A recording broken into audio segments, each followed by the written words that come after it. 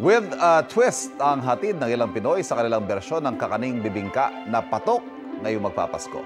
Sa isang cafe sa poblasyon Makati City, international ang atake ng kanilang bibingka croissant.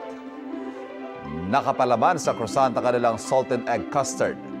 Toppings naman ng itlog na maalat at cheese. Nakaserve yan sa nakasanayang dahon ng saging. Ang bibingka naman sa isa pang cafe sa Makati, malalasap daw sa isang tasa ng kape.